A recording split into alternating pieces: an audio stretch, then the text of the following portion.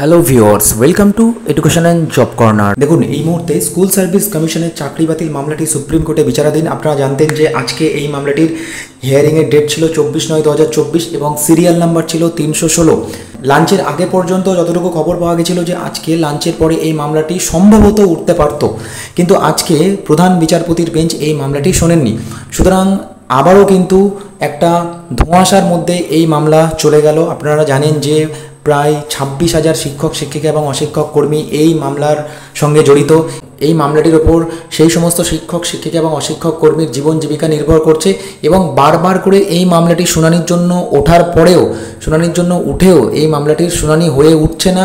বিভিন্ন কারণে এই মামলাটি শুনানি হচ্ছে না। তবে আজকে এই মামলাটির শুনানি হলো না। এই মামলার পরবর্তী শুনানির ডেট জানা গেল। এখানে এখনই আপনাদেরকে লাইভ দেখাবো সুপ্রিম কোর্ট অফ ইন্ডিয়ার অফিসিয়াল ওয়েবসাইটে 1/10/2024 1 অক্টোবর এই মামলার শুনানি হচ্ছে, এমনটাই কিন্তু জানা যাচ্ছে। আপনারা tentatively case may be listed, likely to be listed on 1/10/2024।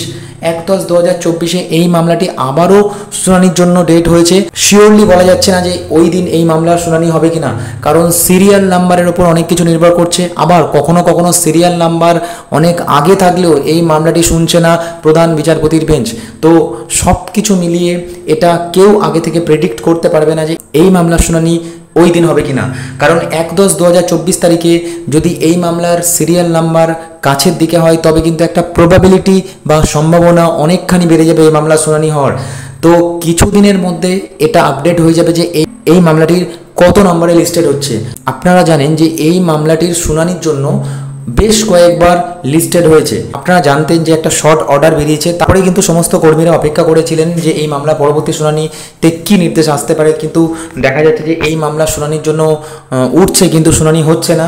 তো আবারও এই পরবর্তী একটা ডেট পাওয়া গেল 1/10/2024। 1/10/2024 দেখা যাক এই মামলা কত নম্বরে ওঠে বা এই মামলা শুনানি হয় কিনা।